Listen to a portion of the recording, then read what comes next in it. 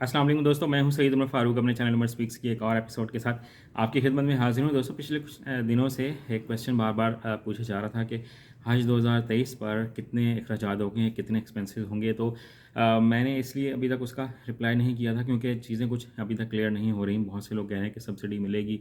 Government अभी तक इसके बारे में कुछ कहना जो है वो थोड़े से हेजिटेट कर रहे हैं। बट आज की वीडियो में थोड़ा सा मैं आपको आइडिया दे दूंगा कि आपके कितने एक्सपेंसेस हो सकते हैं और आपको क्या क्या चीज़ें रिक्वायर्ड हैं, कितने बंदे इस दफ़ा हज पर जा सकेंगे और किस उम्र के लोग जा सकेंगे। बट वीडियो स्टार्ट करने से पहले आपसे सिर्फ इतनी सी रिक्वेस्ट है कि अगर आप हज और उम्रा से रिलेटेड लेटेस्ट इन्फॉर्मेशन से वाकिफ़ रहना चाहते हैं तो नीचे दिए गए सब्सक्राइब के बटन पे अभी क्लिक करें, क्योंकि इस पे तो कोई खर्चा नहीं होता, इसका कोई खर्चा जानने की ज़रूरत भी नहीं है। तो खैर, मजाक की बात है। तो अभी बात कर लेते हैं कि हज जो है वो उसकी तादाद कितनी होगी।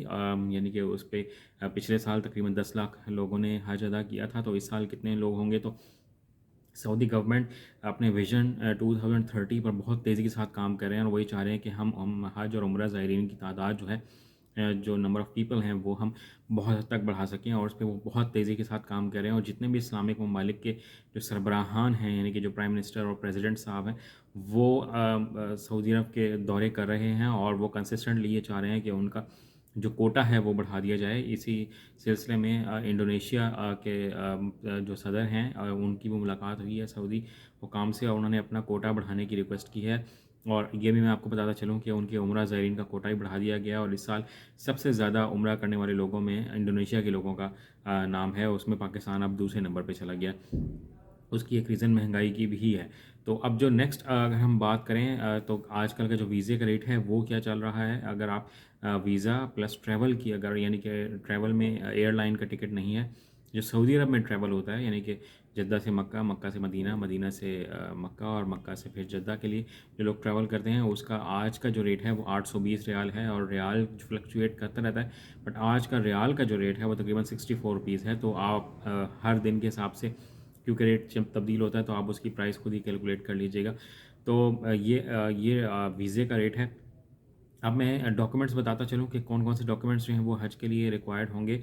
तो मुख्तसरन मैं आपको ये बता दूँ कि आपके पास पासपोर्ट हो और पासपोर्ट की जो वैलिडिटी हो वो 1 साल की हो। जो आईडी कार्ड है उसकी भी वैलिडिटी कम से कम 1 साल है, यानी कि उनकी मियाद जो है वो ख़त्म होने में 1 साल बाकी हो जिस दिन आप ट्रैवल करने जा रहे होंगे या जिस दिन आप हज के लिए अप्लाई कर रहे होंगे।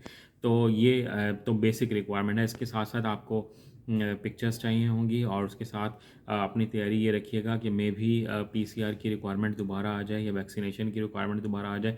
तो आपने अपने माइंड में ये चीज़ें भी रखनी है कि हमें ये काम भी शायद करना पड़ जाए।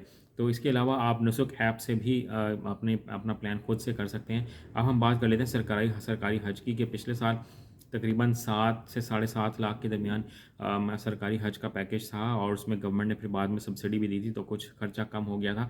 और जो प्राइवेट हज था वो 10 लाख रुपए से मिनिमम स्टार्ट था। इस साल जो है वो बहुत से लोग कह रहे हैं कि जी हज एक्सपेंसेस बहुत ज़्यादा कम हो जाएंगे, क्योंकि नंबर ऑफ़ पीपल बढ़ जाएंगे, यानी कि हाजियों की तादाद बढ़ जाएगी तो एक्सपेंसेस कम हो जाएंगे। बट ये भी अपने माइंड में रखें कि डॉलर और रियाल का रेट बहुत ज़्यादा बढ़ गया है। एयरलाइन टिकट के एयरलाइन कंपनीज़ के जो टिकट्स हैं, उनके जो किराए हैं वो बहुत ज़्यादा एक्सपेंसिव हो गए हैं। तो बहुत ज़्यादा अपने अंदर खुशफहमी नहीं रखनी कि हज जो है वो 5 लाख पे 4 लाख पे चला जाएगा। आपने अगर जाना है हज पे, नियत की हुई है माशाल्लाह से, तो अपने पास कम से कम भी 8 लाख रुपए ज़रूर तैयार रखें ताकि आपको उस वक्त पर परेशानी का सामना ना हो। मेरी दुआ यही है कि हज के एक्सपेंसेस कुछ कम हो जाएं। बट हमें हर तरह के हालात के लिए तैयार भी रहना चाहिए, क्योंकि आने वाले वक्त में पता नहीं है ना कि डॉलर और रियाल का रेट क्या होगा और हुकूमत सब्सिडी देती भी है सरकारी हज पे या नहीं देती। तो अपने पास 8 लाख तो ज़रूर तैयार रखें। बाकी कोई क्वेश्चन हो, आप पूछना चाहते हो, तो कमेंट सेक्शन में पूछ लीजिएगा। अगर मुझे थोड़ी भी मालूमात होगी तो मैं आपसे ज़रूर शेयर करूँगा या कहीं से कंफर्म करके आपको मैं उसका रिप्लाई कर दूँगा। चैनल पर अगर नहीं है तो चैनल को सब्सक्राइब कर लीजिएगा। अपने घर वालों का बहुत ज़्यादा ख्याल रखिएगा। अल्लाह हाफ़िज़।